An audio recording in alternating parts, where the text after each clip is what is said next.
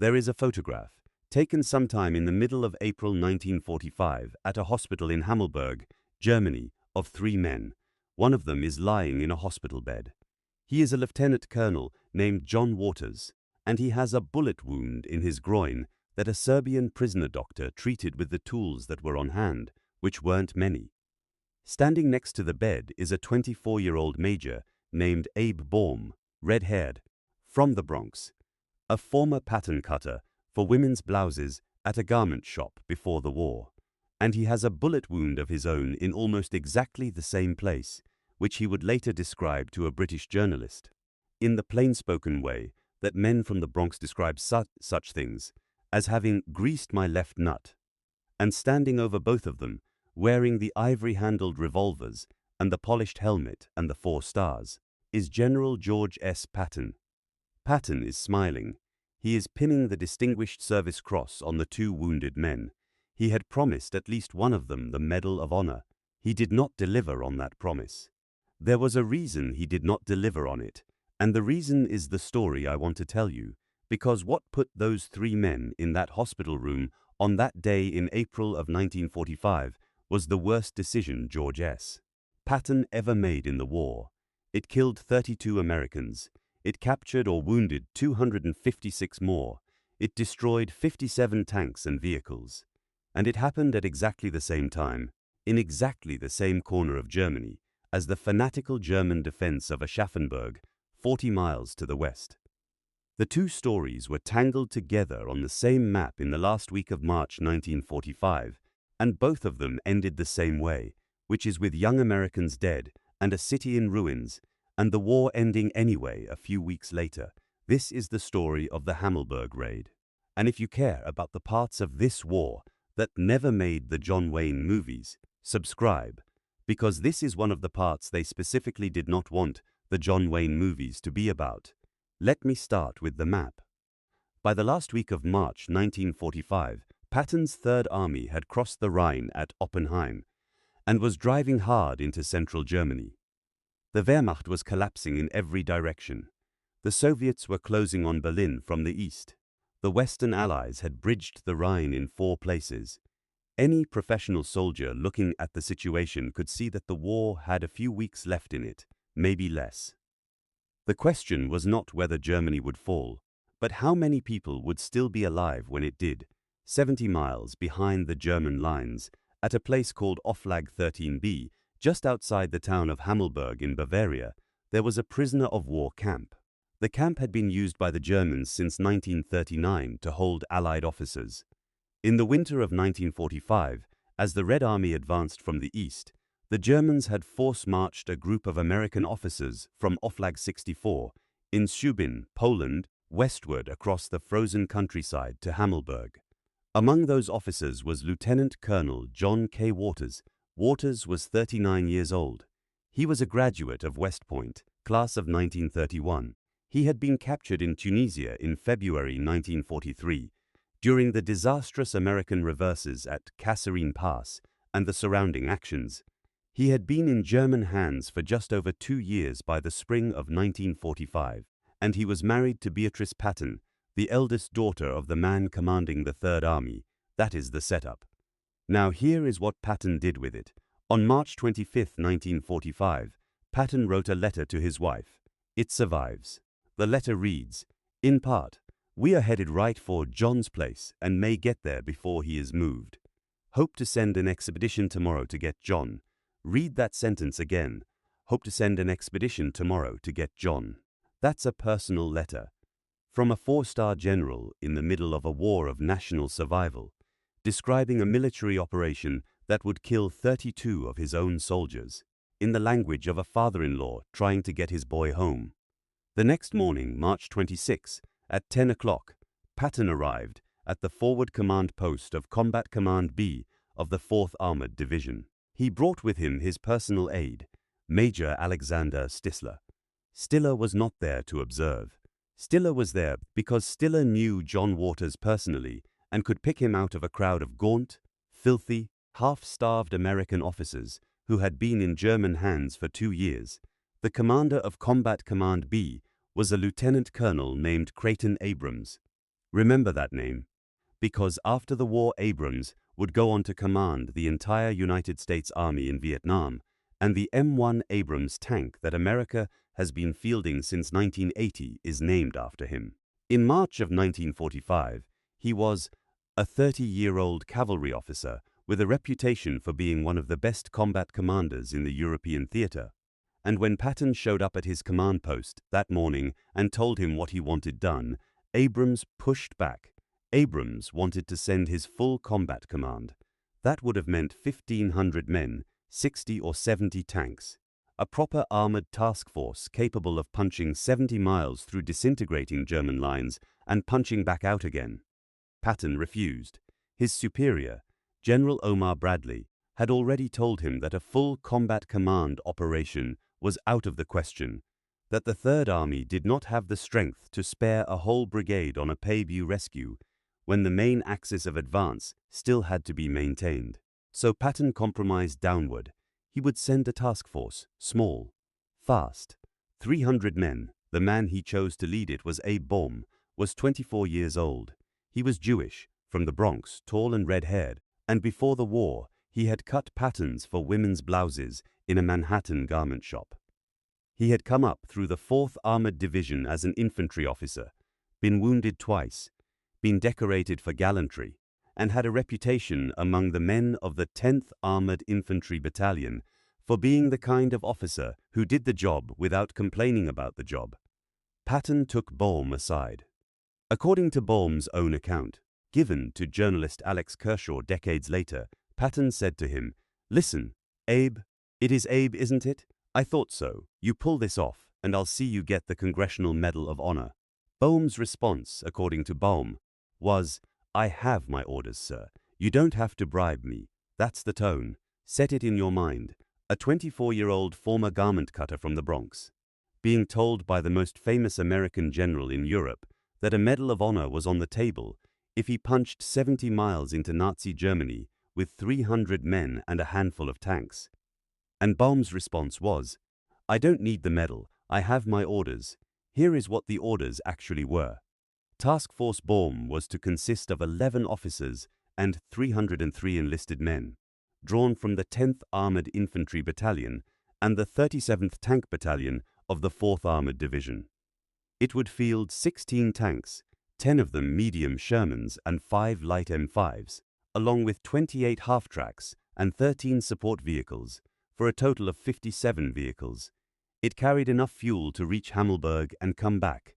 No reserve, no margin for error.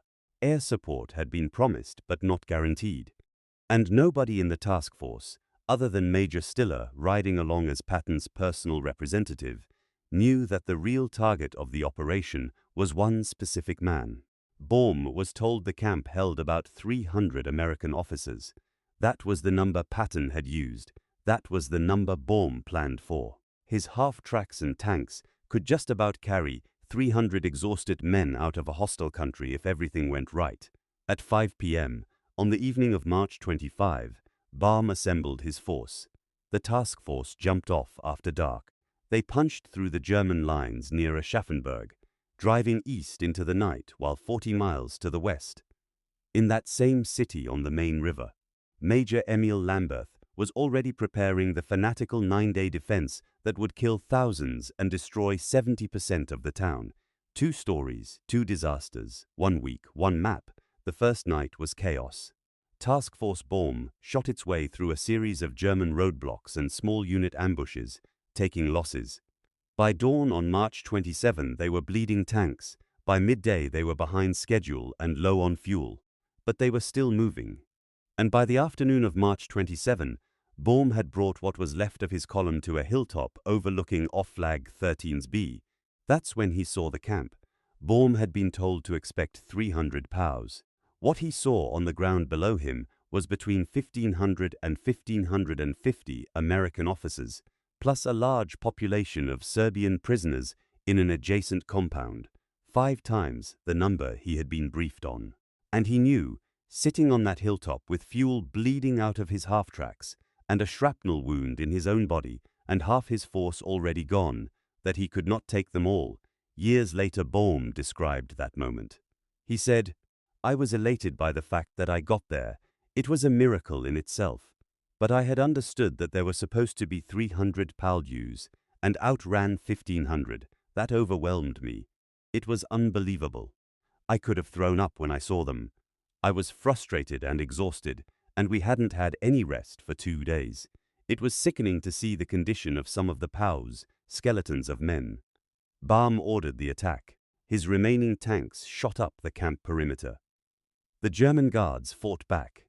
It was during this exchange that the story took the turn that made it, forever after, one of the strangest incidents of the entire European war.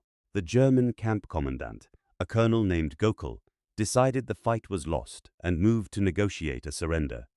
He sent a small party of American officers, waving a white flag, out of the camp and toward Task Force Baum's positions. One of the officers in that party was John Waters. Waters was walking across the open ground between the camp and the American tanks, carrying a piece of white cloth, when a German guard, somewhere in the confusion of the firefight, raised his rifle and shot him. The bullet hit him low, near the hip and groin. He went down. He could not get back up. American GIs, who reached the party, carried him to the camp hospital, where the Serbian prisoner doctor did what he could with what he had. Patton had sent an entire task force, 70 miles behind enemy lines, to rescue this man. And when the task force arrived, the man was lying in a camp infirmary with a bullet in him and no ability to walk, being treated by a Yugoslav prisoner of war using improvised instruments. He could not be moved. He would not be leaving on Task Force Baum's half-tracks. Major Stiller, Patton's aide, the man who had come specifically to identify Waters, found out about the shooting and understood immediately what it meant. There was no longer a mission.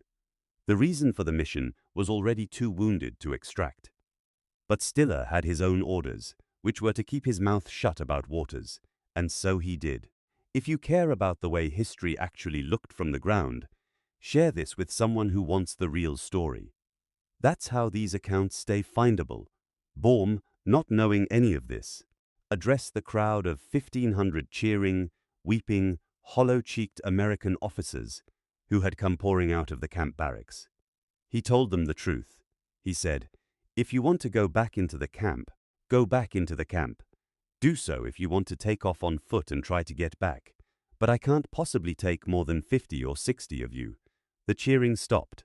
Some of the officers, who 10 minutes earlier had believed the war was over for them, turned around and walked back into the camp.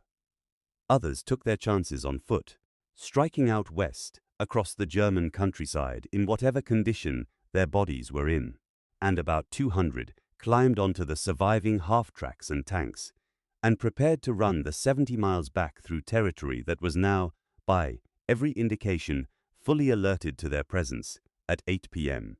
on the evening of March 27, Task Force Baum left Hammelburg. They did not make it far. The Germans had spent the day pulling every unit within reach toward the raid.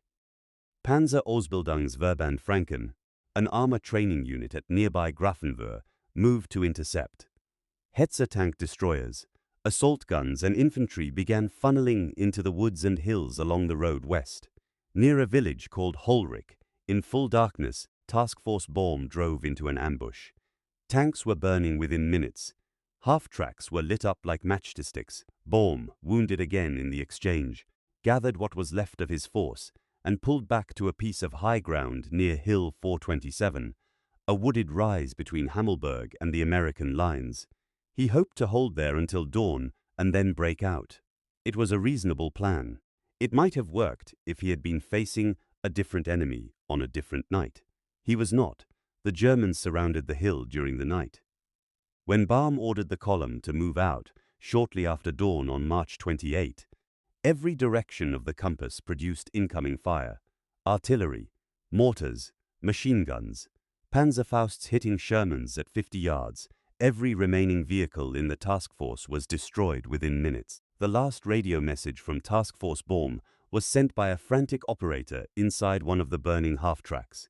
It read, "Task Force Baum surrounded. Under heavy fire. Request air support." There was no air support. There had never really been air support. Baum gave the final order. Every man for himself, the remnants of the task force scattered into the woods. Baum himself, hiding in undergrowth as German infantry with tracker dogs closed in, threw away his dog tags. His dog tags identified him as Jewish, and Baum, a 24-year-old from the Bronx, trapped 70 miles behind German lines in the last week of March 1945, understood exactly what that identification would mean if the wrong kind of German unit picked him up. He kept his pistol. When a German soldier finally came through the brush and found him, Baum tried to draw the pistol. His hand was slick with sweat and blood, and he could not get the weapon out cleanly. The German shot him. The bullet took him low, in the same rough anatomy that had put John Waters in the camp infirmary the day before. Baum was captured. He was walked back to Hammelburg. He was placed in the camp infirmary, and on a hospital cot a few feet away from him, in the same room, in the same building, was Lieutenant Colonel John K. Waters. They had never met before. They met that night. The final ledger on Task Force Baum was as follows: 32 Americans killed in action, 256 wounded, missing or captured. All 57 tanks and vehicles destroyed or lost. Only 15 men made it back to American lines under their own power. 9 days later, on April 6, 1945, the American 14th Armored Division, driving east on the main axis of advance that Patton had originally been ordered to prioritize, rolled into Hammelburg and liberated Oflag XIII-B. They found Waters in the camp hospital. They found Baum in the same hospital. They found Stiller. They found the survivors of Baum's task force, along with hundreds of officers who had been recaptured after fleeing on foot, and the Serbian doctor who had saved Waters's life, and about 1,000 other men who had been prisoners for 2, 3, and in some cases 5 years. The camp was liberated by a combat command about the size of the one Creighton Abrams had wanted to send in the first place. It liberated the camp in an afternoon. It did not lose 32 men to do it. Now, the aftermath. Eisenhower did not find out about Task Force Baum until after the 14th Armored Division took the camp. When he did find out, he was furious. On April 15, 1945, he wrote to General George Marshall, the Army Chief of Staff, in language that is remarkably direct for a man who was normally careful in his official correspondence. He referred to the raid as a wild goose chase, and to Patton's decision to launch it as one of Patton's latest crackpot actions. He warned Marshall that the story might get out to the press and cause a public relations problem for the Army. The press did eventually get the story, but by then, Roosevelt was dead. The concentration camps were being uncovered one after another, and Berlin was falling. Hammelburg got a paragraph on page 4. It did not get the reckoning it should have gotten. Patton, in his diary, admitted to exactly one mistake. On March 31, 1945, he wrote, "So far I have only made one mistake, and that was when I lost 2 companies of the 4th Armored Division in making the attack on Hammelburg. I made it with only 2 companies on account of the strenuous objections of General Bradley to making any effort at all. Had I sent a combat command as I had first intended to do, this mistake would not have occurred. Read that carefully." Patton's regret was not that he had sent 32 men to their deaths on a personal errand. His regret was that he had not sent enough men to make the errand succeed. Omar Bradley, Patton's friend and immediate superior, wrote later that he had chosen not to formally rebuke Patton for the raid. He wrote, "Failure itself was George's own worst reprimand." That is the kind of sentence that friends write when the truth is uglier than they want to say in print. Patton visited the hospital sometime in the middle of April. He walked into the room where Waters and Baum were lying in adjacent beds. He pinned the Distinguished Service Cross on both of them. He had promised Baum the Medal of Honor. The Medal of Honor, by regulation, required a formal investigation of the circumstances of the action, and a formal investigation of Task Force Baum was the last thing on earth George S. Patton wanted on paper. So the Distinguished Service Cross was what Baum got. Baum understood exactly what had happened and exactly who owed whom. He asked Patton to be returned to his unit. Patton, going by the book, said no, that former POWs could not return to combat in the same theater. Baum pushed back. Patton, in a rare moment of caught-out honesty, sent for the hospital commanding officer and personally arranged for Baum to be returned to duty. No paperwork. As Patton's aide told Baum on the way out, Task Force Baum had been classified top secret. Discretion was expected. Baum survived the war. He went back into the garment business. He lived until 2013, and he died at 91 in San Diego. He and Waters became lifelong friends. Waters recovered from his wound, stayed in the Army, and eventually rose to 4-star general, commanding U.S. Army Pacific. Neither man ever publicly criticized Patton. The 32 Americans who did not come back from Task Force Baum are buried in various American military cemeteries in Europe and the United States. They are listed by name in the unit records. Most of them were between 19 and 23 years old. They died in a burning half-track or a wooded draw, or on a hillside called Hill 427, 70 miles behind the German lines, on a mission that a 4-star general had launched to get his son-in-law home a few weeks earlier than the war was going to get him home anyway. Waters, as it turned out, could not have been rescued that day, even if the whole 4th Armored Division had shown up.